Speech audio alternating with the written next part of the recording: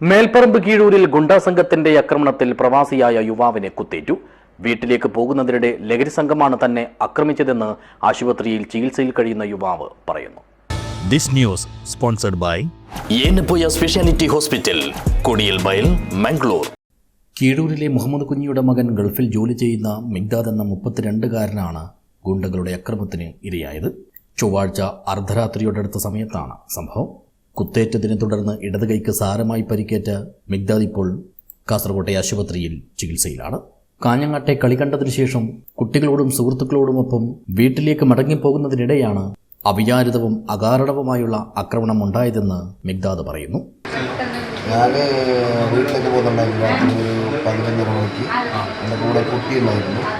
അപ്പോൾ അവിടെ ചൊവ്വാഴ്ച രാത്രി. അപ്പോൾ അവിടെ ഇത് റോഡ് തടസ്സപ്പെടുത്തിയിട്ടുണ്ടായിരുന്നു. അത് തന്നെ പോകാൻ കഴിഞ്ഞില്ല, വീട്ടിലേക്ക് പോകാൻ കഴിഞ്ഞിട്ട് അങ്ങനെ ടി വി കയറ്റിയിട്ട് അവരോട് ചോദിച്ചു ആരും റോഡ് ബ്ലോക്ക് ആക്കിയത്. അതിൻ്റെ വൈരാഗ്യത്തിൽ അടിച്ച് പിന്നെ അതിൻ്റെ ഇത് ബലപ്രയോഗത്തിനിടയിൽ അവർ കത്തിയെടുത്തിട്ട് എന്നെ കുത്തി.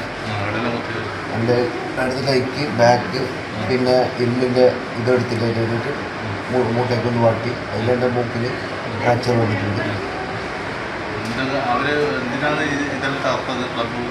അത് അവർ പിന്നെ ഇതിൻ്റെ ലഹരിൻ്റെ ഇതിലുണ്ടായിരുന്നു.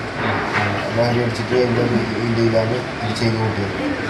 മാരകായുധങ്ങളുമായി 3-അംഗ സംഘം കീഴൂർ ടൗണിലെ കടകളും ക്ലബ്ബും തല്ലിത്തകർക്കുകയും ബൈക്കിന് കേടുപാടുകൾ വരുത്തുകയും ചെയ്തു.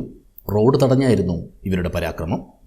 ഇതേ തുടർന്ന് വീട്ടിലേക്ക് പോകാൻ കഴിയാതിരുന്ന താൻ കാര്യം എന്താണെന്ന് ചോദിച്ചറിയാൻ ചെന്നപ്പോൾ അക്രമികൾ തന്നെ മർദ്ദിക്കുകയും കത്തിയെടുത്ത് കുത്തുകയായിരുന്നുവെന്നുമാണ് മിഗ്ദാദിൻ്റെ മൊഴി.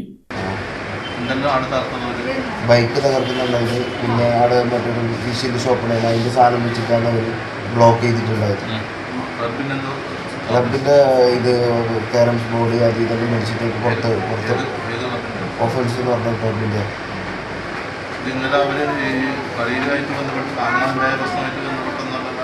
അല്ല അത് ലഹരിൻ്റെ